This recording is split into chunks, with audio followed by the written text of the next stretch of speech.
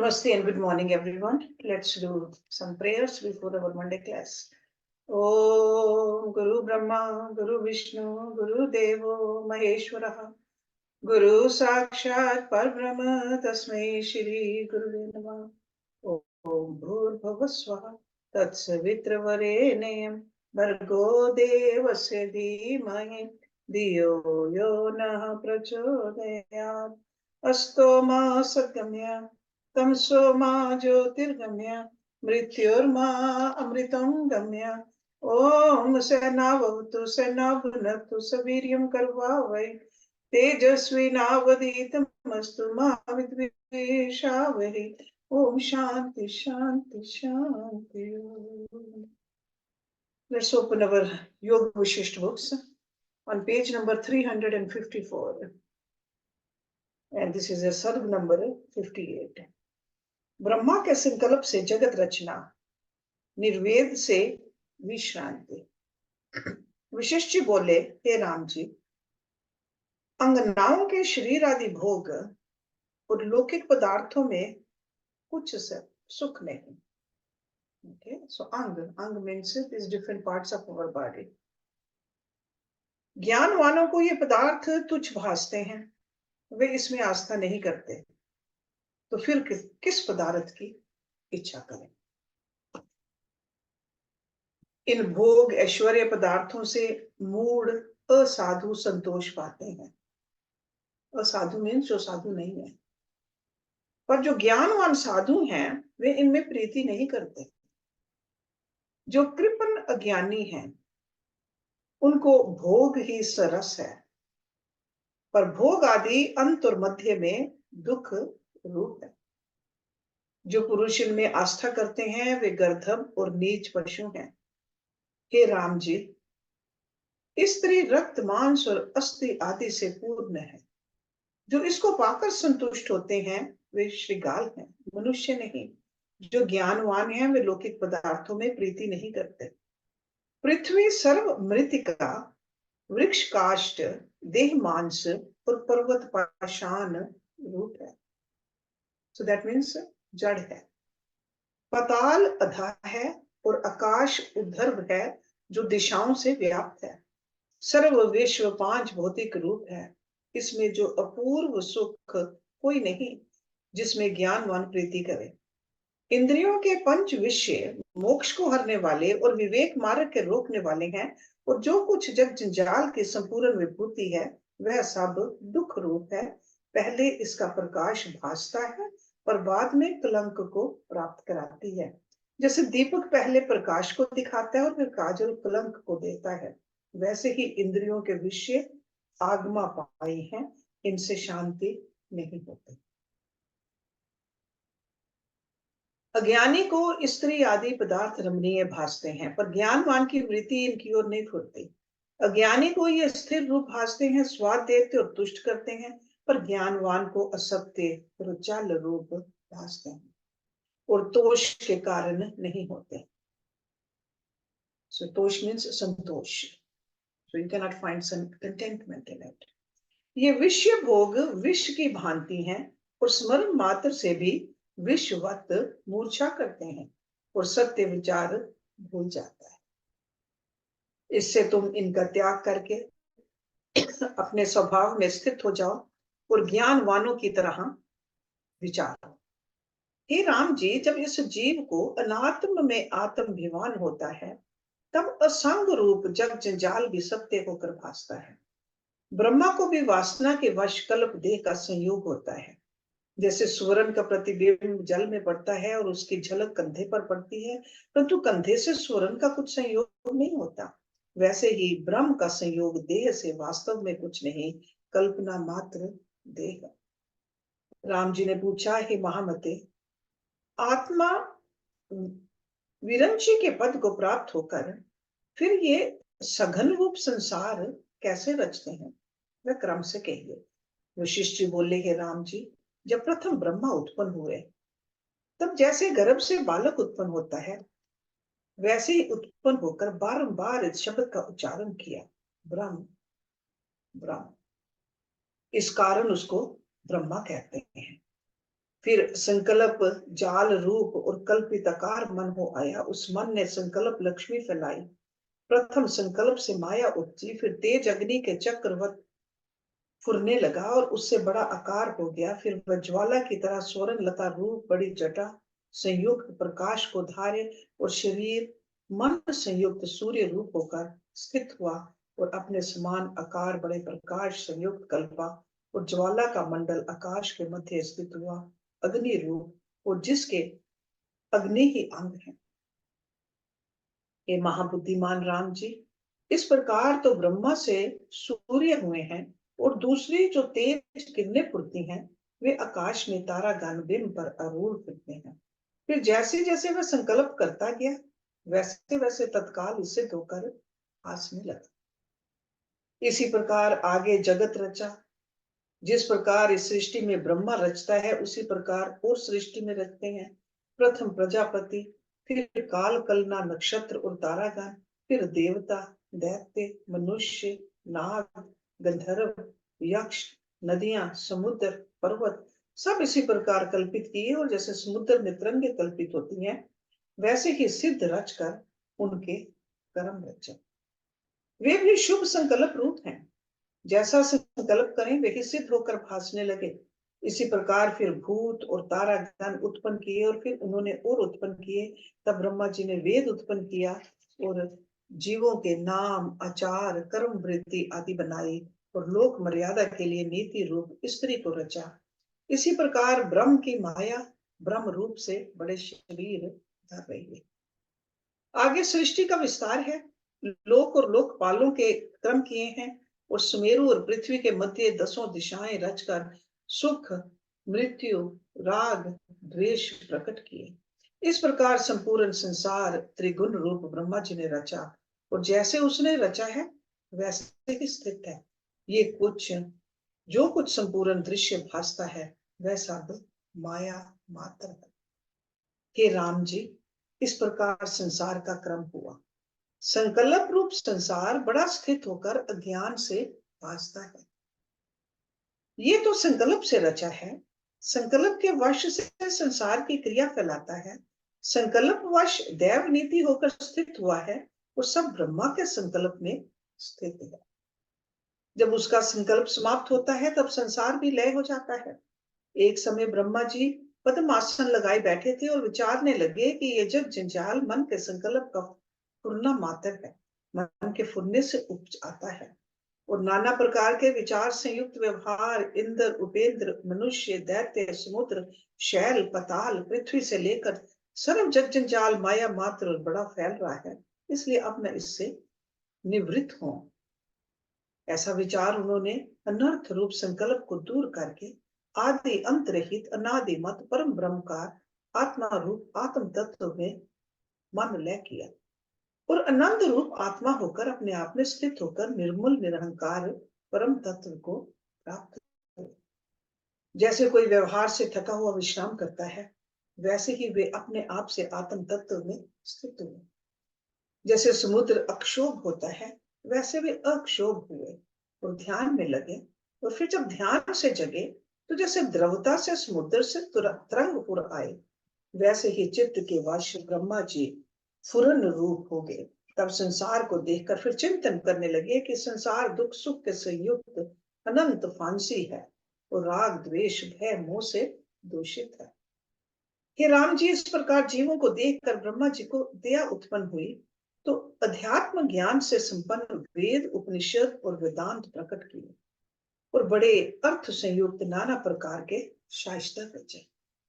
फिर जीवों की मुक्ति के निमित्त पुराण रचे और परम पद जो आपदा से रहित है उसमें स्थित हुए। जैसे मंदराचल के निकलने से क्षीर समुद्र शांत होता है वैसे ही शांत रूप होकर स्थित हुए और फिर उसी प्रकार जाग कर संसार को देख मर्यादा में लगाया। फिर कमल पीठ में स्थित होकर आत्म तत्व के ध्यान परायण हुए। इस प्रकार जो कुछ अपने शरीर की मर्यादा ब्रह्मा जी ने की है उसी प्रकार नीति के संस्कार पर्यंत क्रीड़ा करते हैं और कुंभकार के चक्रवत नीति के अनुसार विचरते हैं। जैसे ताड़ना और वासना से रहित चक्र फिरता है वैसे ही ये जन्म मरण से रहित है। उनको शरीर के रखने और त्यागने की कोई इच्छा नहीं, और ना कुछ जगत की स्थिति और ना अस्थिति में इच्छा है। वे किसी पदार्थ के ग्रहण और त्याग की भावना में आसक्त नहीं होते, और सब में समबुद्धि परिपूर्ण समुद्रवत स्थित है। कभी सब संकल्प से रहित शांत रूप हो जाते हैं, कभी अपनी इच्छा से जगत रचते हैं, परंतु उनको जगत के रचने में कुछ भेद नहीं, सर्व पदार्थों की अवस्था में तुलना है। हे राम जी, ये मैंने तुमसे ब्रह्मा जी की स्थिति कही है। ये परम दशा और भी किसी देवता को प्राप्त हो तो उसको समता जानो, क्योंकि वह शुद्ध सात्विक रूप है।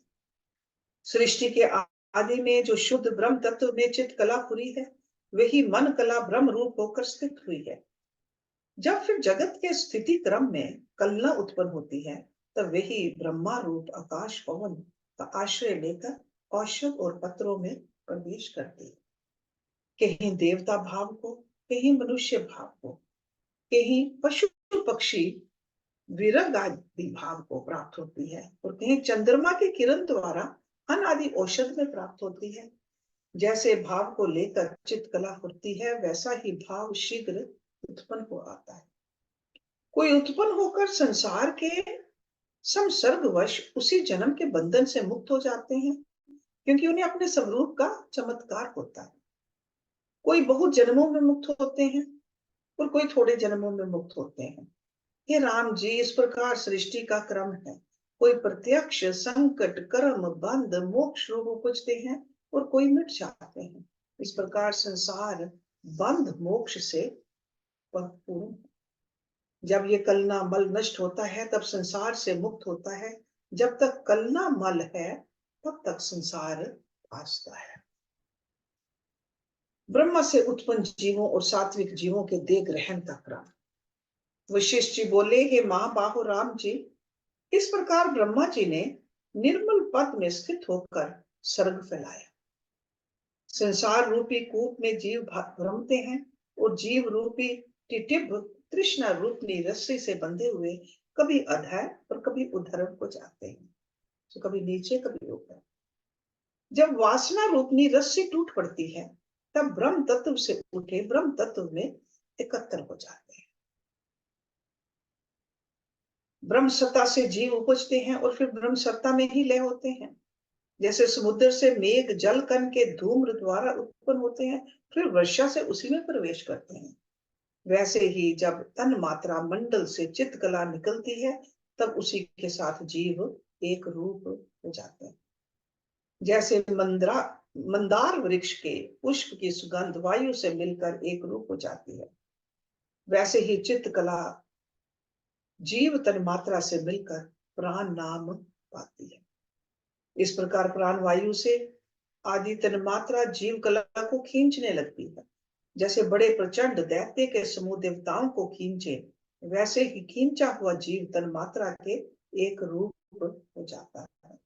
जैसे गंध और वायु तन में होते हैं, वैसे ही वह प्राण तन मात्रा जीव के शरीर में वीर्य स्थान में जा प्राप्त होता है, और संसार में उत्पन्न होकर प्राण प्रत्यक्ष होते हैं। कई धूम्र मार्ग से देहवान के शरीर प्रवेश करते हैं, और कोई मेघ में प्रवेश कर बुंद मार्ग से औषध में रस रूप होकर स्थित होते हैं, और उसको भोजन करने वाले के भीतर वीर्य रूप होकर स्थित होते हैं। कई और प्राण वायु द्वारा प्रकट होते हैं और चार सथावर रूप होते हैं। कई पवन मार्ग से धान के खेत में चावल रूप स्थित होते हैं, और जीव उनका भोजन करते हैं तो वीर्य में प्राप्त होते हैं। और नाना प्रकार के रंग भेद से प्राण धर्म उपजते, और कोई उपजने मात्र से जीव की परंपरा तन मात्रा से वेष्टित जब तक चंद्र उदय नहीं हुआ आकाश में स्थित होते हैं, और जब चंद्र उदय होता है, तब उसका रस जो शीतल किरणों और श्वेत क्षीर समुद्रवत है, उसमें जा प्राप्त होते हैं, और उसके अंतर्गत होकर पात्र औषध में स्थिर होते हैं। जैसे कमल पर भ्रमर स्थित होते हैं, वैसे ही औषध में जाकर जीव स्थित होते हैं, और फल में स्वाद रूप होकर स्थित होते हैं। जैसे गन्ना रस से पूर्ण होता है, वैसे जीव से औषध और फल पूर्ण हो जाते हैं। जैसे दूध से स्तन पूर्ण होते हैं, वैसे ही जीव से फल पूर्ण होते हैं। जब वे फल परिपक्व होते हैं तो देहधारी उनका भक्षण करते हैं और उसमें जीव वीर्य और जड़ात्मक रूप होकर स्थित होते हैं। वह सुषुप्ति वासना से वेष्टित हुए गर्म पिंजड़े में पड़ते हैं। हे राम जी, जैसे मृतिका में घट आदि, काष्ठ में अग्नि और दूध में घृत सदा रहता है। मृतिका, मृतिका मीन्स माटी। वैसे ही वीर्य में जीव रहता है। इस प्रकार परमात्मा महेश रूप से जीव की परंपरा उपजती है।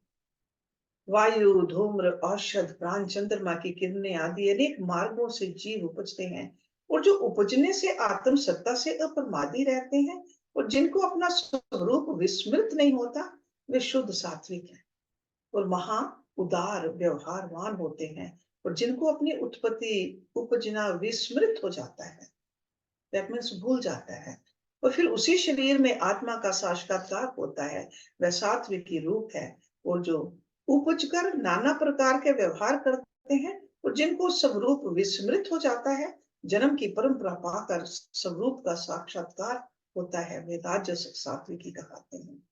जिनको अंत का जन्म आ रहता है, उनको जिस प्रकार मोक्ष होता है, वह क्रम अब तुमसे कहता हूं। हे राम जी, उपजने मात्र से जो अप्रमादी हुए हैं, वे शुद्ध सात्विकी हैं, और वे ही ब्रह्मा आदि हैं। और जो प्रथम जन्म से बोधवान हुए हैं, वे सात्विकी हैं, और जो कभी किसी जन्म से मोक्ष प्राप्त हुए हैं, वे राजस की सात्विकी हैं। इससे भिन्न नाना प्रकार के मूड, जड़ और तम संयुक्त स्थावर आदि अनेक हैं। जिनको आत्म पद प्राप्त हुआ है, उनको जो मिलते हैं, उनका अंत जन्म है। ऐसे पुरुष विचारते हैं कि मैं कौन हूं, तो ये जगत क्या है, और इस प्रकार विचार के क्रम से मोक्ष भागी होते हैं। वे राजस से सात्विक रहते हैं। राजस सात्विक लोगों के विवेक वैराग्य संबंधी उपदेश। वशिष्ठ जी बोले, हे राम जी, जो राजस से सात्विकी होते हैं, वे पृथ्वी पर महागुणों से शोभायमान होते हैं और सदा उचित रूप रहते हैं, जैसे आकाश में चंद्रमा रहता है। वे पुरुष खेद नहीं पाते। जैसे आकाश को मलिनता नहीं स्पर्श करती, वैसे ही उनको आपदा स्पर्श नहीं करती। आपदा मीन्स दुख, दुख आते हैं पर स्पर्श नहीं करते। जैसे रात्रि के आने से स्वर्ण के कमल नहीं मूंदते, जो कुछ आचार हैं उनके अनुसार चेष्टा करते हैं, और जैसे सूर्य अपने आचार में विचरता है और आचार नहीं करता, वैसे ही वे सत्य मार्ग में विचरते हैं और हृदय से पूर्ण शांत रूप है। जैसे चंद्रमा भी कला क्षीण होती है, तो भी वे अपनी शीतलता नहीं त्यागता, वैसे ही ज्ञानवान आपदा के होने पर भी मलिनता को नहीं प्राप्त करते। वे सर्वदा काल, मैत्री आदि गुणों से संपन्न रहते हैं और सदा उनसे शोभते हैं। समता रूप जो सम रस है, उससे वे पूर्ण और शांत रूप हैं और निरंतर शुद्ध समुद्रवत अपनी मर्यादा में स्थित रहते हैं। हे राम जी, तुम भी महापुरुषों के मार्ग में सदा चलो, और जो मार्ग परम पावन आपदा से रहित और सात्विकी है, उसके अनुसार चलो, तब आपदा के समुद्र में ना डूबो। जैसे वे खेत से रहित भूतल पर विचरते हैं, वैसे ही विचरो। जिस क्रम से राजस से सात्विकी मोक्ष भागी होता है, वह सुनो। प्रथम आर्य भाव को प्राप्त होना, अर्थात यथाशास्त्र सद्व्यवहार करना, तो उससे अंतःकरण शुद्ध होता है। एंड वी नो अंतःकरण इज मन, बुद्धि, चित्त, अहंकार, और सटल बॉडी। उस आर्य पद को प्राप्त कर, उस आर्य पद को पाकर संतों के साथ मिलकर बारंबार सत्य शास्त्रों को विचारना, और जो संसार के अनित्य पदार्थ हैं उनमें प्रीति ना करना। Okay, so walking on the right path, शास्त्रों को पढ़ना, keeping the right company, and having a dispassion towards this anitya padartha, that means the materialism. विरक्ति उपजाने और जो त्रिलोक के पदार्थों को के उपजने विनशने में सत्य रूप है, बारंबार उसकी भावना करने और दूसरी भावना शीघ्र ही मिथ्या जानकर त्याग। So that means keep on thinking about God. जो कुछ दृश्य जगत भासता है वह असम्यक दृश्य है। निष्फल, नाशरूप और व्यर्थ जानकर भावना त्यागने और सम्यक ज्ञान को स्मरण करना। संत जन और सत्य शास्त्र जो ज्ञान के सहायक हैं, उनके साथ मिलकर विचार करना कि मैं कौन हूं और जगत क्या है। भली प्रकार प्रयत्न करके विवेक संयुक्त सदा अध्यात्म शास्त्र का विचार करना और सत्य व्यवहार और सात्विकी कर्म करना और अवज्ञा करके मृत्यु का विस्मरण ना करना। दैट मीन्स कभी भूलना नहीं कि हमने यहां से जाना है एक दिन।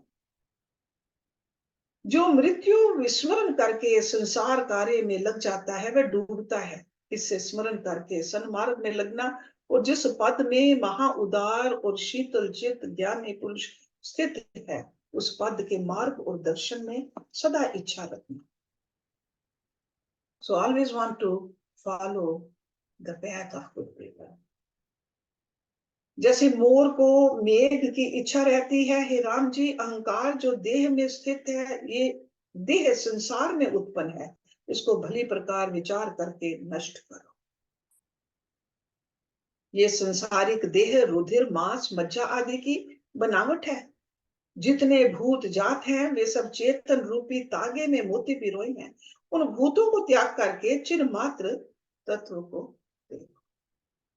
चेतन सत्ता सत्य नित्य और विस्तृत रूप है और शुद्ध सर्वगत और सर्वभाव उसमें है। वह त्रिलोक का भूषण आश्रय भूत है। जो चेतन आकाश सूर्य में है, वही चेतन पृथ्वी के छिद्र में हीट है। जैसे घटाकाश और महाकाश में भेद कुछ नहीं, वैसे ही शरीर और चेतन में भेद नहीं। जैसे सब मिर्चों में तीक्ष्णता एक ही है, वैसे ही सर्वभूतों में चेतनता एक ही व्याप्त है, अनुभव से जानता है। उस एक चिन्ह मात्र में भिन्नता कहां से हो। एक सत्य सत्ता जो निरंतर चिन्ह मात्र वस्तु रूप है, उसमें जन्म मरण आदि अज्ञान से भासता है। वास्तव में ना कोई जन्मता है ना मरता है। एक आत्म तत्व सदा जैसे का तैसा स्थित है और उसमें जगत विकार आभास मात्र है, ना सत्य है ना असत्य है। चित्त के फुरने से भासता है और चित्त के शांत होने पर शांत हो जाता है। जो संसार को सत्य मानो तो अनादि हुआ, इससे भी शोक किसी का उचित नहीं। और यदि जगत असत्य मानो तो भी शोक का स्थान नहीं। इससे दृढ़ विचार करके स्थित हो और शोक को त्यागो। तुमको ना जन्म है और ना मरण है, आकाशवत निर्मल सम शांत रूप हो जाए। मोक्ष प्राप्ति का उपाय, द अल्टीमेट गोल इज मोक्ष पाना बस। वशिष्ठ जी बोले, हे राम जी, धैर्यवान पुरुष बुद्धिमान हैं, वे सत्य शास्त्र को विचारें, संत जनों का संग करके उनका आचार ग्रहण करें और जो दुख नाशनी श्रेष्ठ ज्ञान दृष्टि है उसको यत्न करके अंगीकृत करें, तब सज्जनता प्राप्त होगी। संत जन जो विरक्त आत्मा है, उनसे मिलकर जब सत्य शास्त्र को विचारें तब परम पद मिलता है। हे राम जी, जो पुरुष सत्य शास्त्र का विचारने वाला है और सज्जनों का संग तथा वैराग्य अभ्यास आदर से युक्त करता है, वह तुम्हारी तरह विज्ञान का पात्र है। तुम तो उदार आत्मा हो और धैर्यवान के जो गुण शुभ आचार में उनके समुद्र हो, निर्दुख होकर स्थित हो। अब राजसी से सात्विक और मननशील हुए हो, फिर ऐसे दग्ध रूप संसार में दुख के पात्र ना हो। ये तुम्हारा अंत का जन्म है। जो अपने स्वभाव की ओर उन्मुख हो, अंतर्मुख यत्न करते हो। निर्मल दृष्टि तुमको प्रकट हुई है और आत्म वस्तु को जानते हो, जैसे सूर्य के प्रकाश से यथार्थ वस्तु का ज्ञान होता है। अब मेरे वचनों की पंक्ति से सर्व मल दूर हो जाएगा। जैसे अग्नि से धातु का मल जल जाता है, वैसे ही तुम्हारा मल जल जाएगा और निर्मलता से शोभायमान होंगे। जैसे मेघ के नष्ट होने पर शरद काल का आकाश शोभता है, वैसे ही संसार में भावना से मुक्त होकर चिंता से रहित निर्मल भाव से शोभित हो। अहम मम आदि कल्पना से मुक्त हुए ही मुक्त है, इसमें कुछ संशय नहीं। हे राम जी, तुम्हारा जो ये अनुभव और उत्तम व्यवहार है, उसके अनुसार विचरोगे तो अशोक पद पाओगे। और जो कोई इस व्यवहार को बरतेगा, वह भी संसार समुद्र को अनुभव रूपी बेड़े से तर जाएगा। तुम्हारे तुल्य जिसकी मति हो, वह समदर्शी जन ज्ञान दृष्टि योग्य है। जैसे कांतिमान सुंदरता का पात्र पूर्णमासी का चंद्र होता है, तुम तो अशोक दशा को प्राप्त हुए हो और यथा प्राप्ति में बरतते हो। जब तक देह है, तब तक राग द्वेष से रहित स्थिर बुद्धि रहो और यथा शास्त्र जो उचित आचार है उन्हें बरतो। पर हृदय में सर्व कल्पना से रहित शीतल चित्त हो, जैसे पूर्णमासी का शशि शीतल होता है। हे राम जी, इन सात्विक और राजस से भिन्न जो तामसी जीव है, उनका विचार यहाँ ना करना। ये श्रृंगार है और मध्य आदि पीने वाले हैं, उनके विचार से क्या प्रयोजन। जो मैंने तुमसे सात्विकी जन कहे हैं, उनके संग से बुद्धि अंत के जन्म की होती है, और जो तामसी है, वे भी उनका सत्संग करे तो बुद्धि भी उदार हो जाती है। जिस जिस जाति में जीव उपजता है, उस जाति के गुण से शीघ्र ही संयुक्त हो जाता है, और जिस जाति में वह जन्मता है, उसके गुणों को जीतने का पुरुषार्थ करता है, तब यत्न से पूर्व के स्वभाव को जीत लेता है। जैसे धैर्यवान सूरमा शत्रु को जीत लेता है। जो पूर्व संस्कार मलिन है, तो धैर्य करके मलिन बुद्धि का उद्धार करें। जैसे मुग्ध हुआ पशु गड्ढे में फंस जाए और उसको निकाल ले, वैसे ही बुद्धि को मलिन संस्कार से उबार ले। हे राम जी, जो तामसी राजसी जाति है, उसको भी जन्म और कर्म संस्कार से सात्विक प्राप्त होता है, और वह भी अपने विचार द्वारा सात्विक जाति को प्राप्त होता है। पुरुष के भीतर अनुभव रूपी चिंता मनी है, उसमें जो कुछ निवेदन करता है वही रूप हो जाता है। इससे पुरुषार्थ करके अपना उद्धार करो। पुरुष प्रयत्न से पुरुष बड़े गुणों से संपन्न हो मोक्ष पाता है, और उसका अंत का जन्म होता है। फिर जन्म नहीं पाता और शुभ जाति के कर्म निवृत्त हो जाते हैं। ऐसा पदार्थ पृथ्वी, आकाश और देवलोक में कोई नहीं जो यथाशास्त्र प्रयत्न करके न पाया जा सके।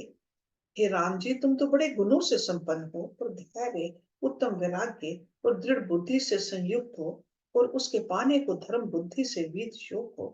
तुम्हारे क्रम को जो जीव ग्रहण करेगा, वह मूर्ता से रहित होकर अशोक पद को प्राप्त हो। अब तुम्हारा अंत का जन्म है और बड़े विवेक से संयुक्त हो। तुम्हारी बुद्धि में शांति आदि गुण फैल गए हैं, और उनसे तुम शोभायमान हो। सात्विक गुण से सब में रम रहे हो, और संसार की बुद्धि मोह और चिंता तुमको मिथ्या है। तुम अपने स्वस्थ स्वरूप में स्थित हो। सो दिस इज स्थिति प्रकरण समाप्त। सो नेक्स्ट प्रकरण इज उपशम। मध्याह्न की शंख ध्वनि के साथ सभा का उत्थान।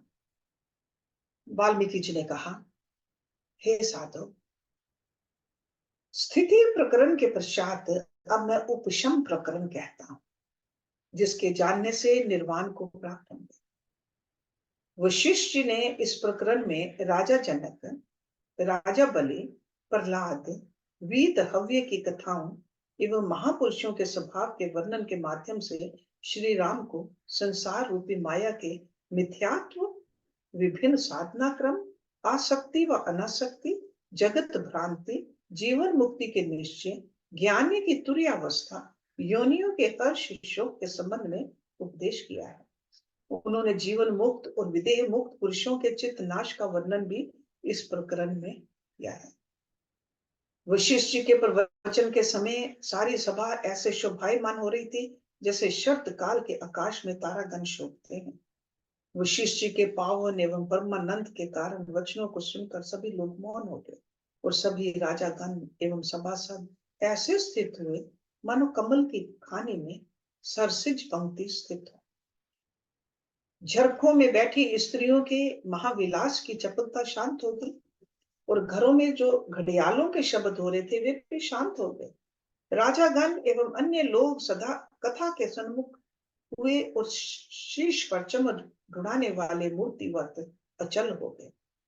प्रातःकालीन कमल की भांति श्री राम जी बड़े विकास को प्राप्त हुए। वशिष्ठ की वाणी से राजा दशरथ बहुत प्रसन्न हुए। जैसे वर्षा काल में मयूर आनंदित होते हैं, श्रोताओं के चपल वानर रूपी मन विषय भोग की इच्छाओं से रहित होकर स्थित हुए। मंत्री गण भी स्थित होकर अपना स्वरूप जानने लगे। आत्म कला ऐसे प्रकाशने लगी जैसे चंद्र कला प्रकाशमान होती है। लक्ष्मण ने अपना लक्षिप्त स्वरूप देखकर तीव्र बुद्धि से वशिष्ठ का उपदेश जाना। शत्रुओं का विनाश करने वाले शत्रुघ्न का चित्त भी प्रवचन सुनकर अति आनंद से परिपूर्ण हुआ। जैसे पूर्णमासी का शशि स्थित होता है, वैसे ही मंत्रियों के हृदय में मित्रता का भाव उत्पन्न हो गया और उनके मन शीतल और हृदय प्रफुल्लित हुए। So we can see that this conversation was not, even though it was mainly between Rishi Vashishth and Ramji, but so many other people were there to listen. जो मुनि राजा और ब्राह्मण वहां स्थित थे, उनके रतन रूपी चित्त उसी प्रकार स्वच्छ और निर्मल हो गए जैसे सूर्योदय होने पर कमल तत्काल विकसित हो जाता है। मध्याह्न होते ही ऐसी वाद्य ध्वनि हुई जैसे प्रलयकालीन मेघों के शब्द होते हैं। उन तुमुल शब्दों से मुनीश्वरों के शब्द आच्छादित हो गए जैसे मेघों के गर्जन में कोकिल स्वर दब जाते हैं। बड़े शब्दों के कारण वशिष्ठ मौन हो गए। एक मुहूर्त के बाद घन शब्द शांत होने पर मुनीश्वर ने श्री राम से कहा, हे राम जी, जो कुछ आज मुझे कहना था वह मैं कह चुका, अब कल फिर कहूंगा। ये सुन सभी सभासद अपने अपने स्थानों को गए और वशिष्ठ जी ने राजा से लेकर राम जी आदि से कहा कि तुम भी अपने अपने घर जाओ। सबने चरण वंदना और नमस्कार किया और जो नभचारी, वनचारी और जलचारी थे, उन सबको विदा कर स्वयं भी अपने अपने स्थानों को गए और ब्राह्मण की सुंदर वाणी को विचारते और अपने अपने अधिकार की क्रिया दिन को करते रहे। श्री राम जी द्वारा वशिष्ठ जी के वचनों का चिंतन व बुद्धि की प्रार्थना। इतना कहकर फिर वाल्मीकि जी बोले, हे भारद्वाज, इस प्रकार अपने अपने स्थानों में सब यथोचित क्रिया करने लगे। वशिष्ठ जी, राजा, राघव, मुनि और ब्राह्मणों ने अपने अपने स्थानों में स्नान आदि क्रिया की और धेनु, स्वर्ण, अन्न, पृथ्वी, वसन, भोजन आदि ब्राह्मणों को यथा योग्य पात्र दान दिए। स्वर्ण और रत्नों से जड़े स्थानों में आकर राजा ने देवार्चन किया और कोई विष्णु का और कोई सदा शिव का, कोई अग्नि का और कोई सूर्य आदि का पूजन कर निवृत्त हुए। तत्पश्चात पुत्र, पौत्र, सुहृद, मित्र, बांधव संयुक्त नाना प्रकार के उचित भोजन दिए। इतने में अपराह्न हो गया। तब सबने अपने संबंधियों के संयुक्त और क्रियाएं की और जब संध्या हुई और सूर्यास्त हुआ, तब सायंकाल की विधि की और अघमर्षण, गायत्री आदि का जाप किया और पाठ, स्तोत्र और मुनीश्वर की मनोहर कथा कही। फिर रात्रि हुई, तब स्त्रियों ने शैया बिछाई और उन पर वे विराजे, पर राम जी बिना सबको रात्रि एक मुहूर्त व्यतीत हुई। राम जी स्थित होकर वशिष्ठ जी के वचन की पंक्तियों को विचारने लगे कि जिसका नाम जगत है, इसमें भ्रमने का पात्र कौन है?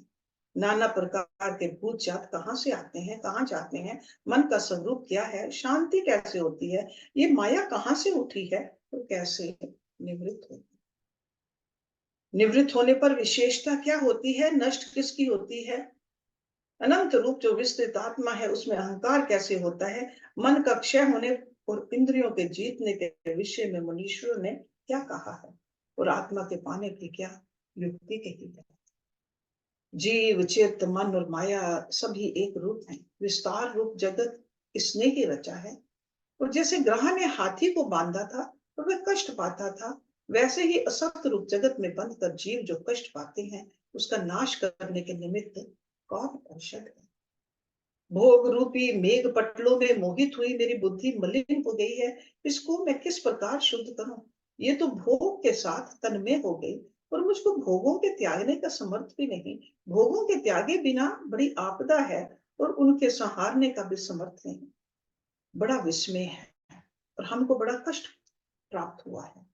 आत्म पद की प्राप्ति मन के जीतने से होती है और वेद शास्त्र के कहने का प्रयोजन भी यही है। गुरु के वचनों से भ्रम नष्ट हो जाता है, जैसे बालक को परछाई में बेताल भासता है। उस भ्रम को जैसे बुद्धिमान दूर करता है, वैसे ही मन रूपी भ्रम को गुरु दूर करते हैं।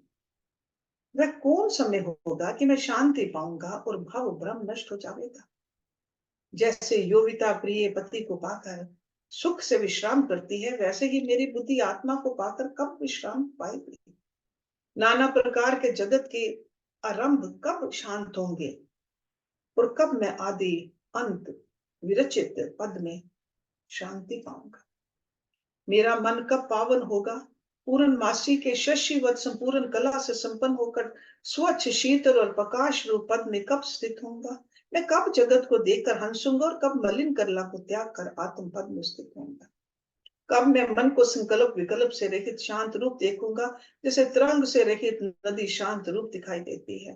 कृष्णा रूपनी नहरों से पूर्ण जो भव सागर है, वह माया जाल से पूर्ण है, तो राग द्वेष रूपी मच्छों से संयुक्त है। उसको त्याग कर मैं विगत स्वर कब होऊंगा।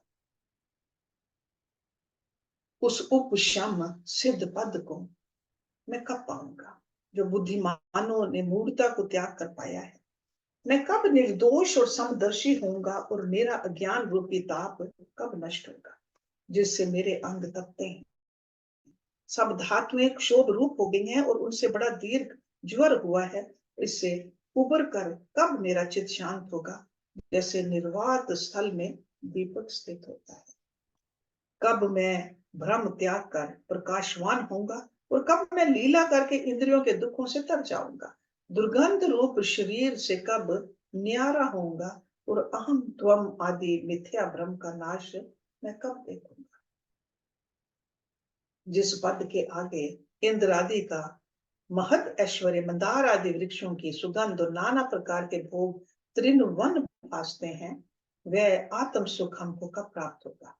वीत राग मुनीश्वर ने जो हमसे ज्ञान की निर्मल दृष्टि कही है, उसको पाकर मन विश्राम होता है।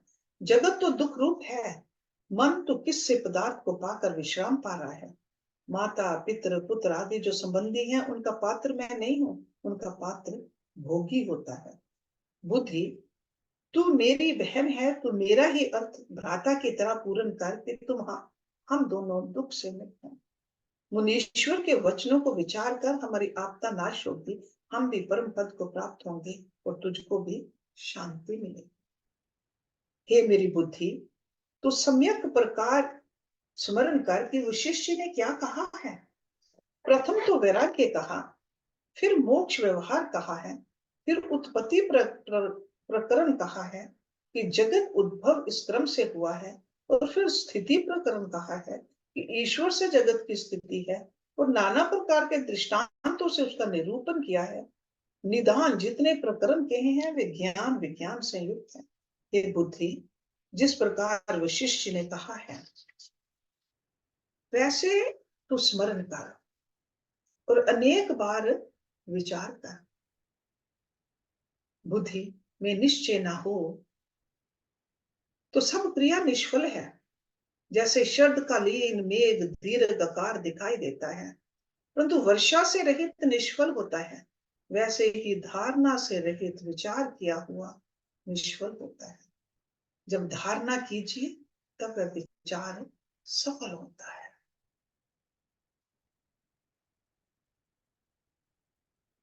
सभा स्थान वर्णन। वाल्मीकि जी बोले, हे भारद्वाज, जब इस प्रकार बड़े उदार आत्मा राम जी ने चित्त संयुक्त रात्रि व्यतीत की, तो कुछ कम संयुक्त तारागण हुए और दिशा भासने लगी। प्रातः काल के नगाड़े नौबत बजने लगे, तब राम जी ऐसे उठे जैसे कमलों की कहानी से कमल उठे, और भाइयों के साथ प्रातः काल के संध्या आदि कर्म करके कुछ मनुष्यों से संयुक्त वशिष्ठ जी के आश्रम में आए। वशिष्ठ जी एकांत समाधि में स्थित थे। उनको दूर से देख राम जी ने नमस्कार सहित चरण वंदना की और प्रणाम करके करबद्ध खड़े रहे। जब दिशाओं का तम नष्ट हुआ, तब राजा और राजपुत्र ऋषि ब्राह्मण जैसे ब्रह्मलोक में देवता आए वैसे आए। वशिष्ठ जी का आश्रम जन समूह से पूर्ण हो गया और गाज, भय, रथ, प्यादे, 4 प्रकार की सेना से स्थान शोभित हुए। तब तत्काल वशिष्ठ जी समाधि से उतरे और सभी लोगों ने प्रणाम किया। वशिष्ठ जी ने उन सबका प्रणाम यथा योग्य ग्रहण किया और विश्वामित्र को संग लेकर सबसे आगे चले। बाहर निकलकर रथ पर आरूढ़ हुए, जैसे पद्म में ब्रह्मा बैठे और दशरथ के गृह को चले। जैसे ब्रह्मा जी बड़ी सेना से वेष्टित इंद्रपुरी को आते हैं, वैसे ही वशिष्ठ जी बड़ी सेना से वेष्टित दशरथ के गृह आए और जो विस्तृत रमणीय सभा थी उसमें प्रवेश किया, जैसे राज हंस कमलों में प्रवेश कर। तब राजा दशरथ ने जो बड़े सिंहासन पर बैठे थे उठकर आगे जाकर चरण वंदना की और नम्र होकर चरण चूमे। वशिष्ठ जी सबके आगे होकर विराजमान हुए और अनेक मुनि, ऋषि और ब्राह्मण आए। राजा दशरथ से लेकर मंत्री और वंदी जन और राम जी से आदि लेकर राजपुत्र, मंडलेश्वर, जगत के अधिष्ठाता और मालव आदि सारे भृत्य और टहलिए आकर यथा योग्य अपने आप में आसन पर बैठे और सबकी दृष्टि वशिष्ठ जी की ओर गई। वंदी जन जो स्तुति करते थे और सर्वलोक जो शब्द करते थे चुप हो गए। निदान सूर्य उदय हुआ और किरणों ने झुककर झरोखों से प्रवेश किया। कमल खिल आए, पुष्पों से स्थान पूर्ण हो गए और उनकी महासुगंध फैली। झरोखों में स्त्रियां चंचल तत्या कर मौन हो बैठी और चमक ढुराने वाली मौन होकर शीश पर चमक ढुराने लगी और सब वशिष्ठ जी की महासुंदर कोमल मधुर वाणी का स्मरण कर विस्मित हुए। तब आकाश से राज ऋषि, सिद्ध, विद्याधर और मुनि आए और वशिष्ठ जी को प्रणाम किए, पर गंभीरता के कारण मुख से कुछ ना बोले और यथा योग्य आसन पर बैठ गए। पुष्पों की सुगंध युक्त वायु चली और अगर चंदन आदि की बड़ी सुगंध सभा में फैल गई। भ्रमर शब्द करते फिरते थे और कमलों को देखकर प्रसन्न होते थे। रतन मणि भूषण जो राजा और राजपुत्रों ने पहने थे उन पर सूर्य की किरणें पड़ने से बड़ा प्रकाश होता था। So next week will start with सर्ग नंबर 4, राजा दशरथ द्वारा वशिष्ठ के वचनों की प्रशंसा। पुनः उपदेश हेतु श्री राम की प्रार्थना। ओम पूर्णमदा पूर्णमिदं पूर्णात् पूर्णमुदच्यते पूर्णस्य पूर्णमदाय पूर्णमेवावशिष्यते। ओम शांति शांति शांति। Thank you very much.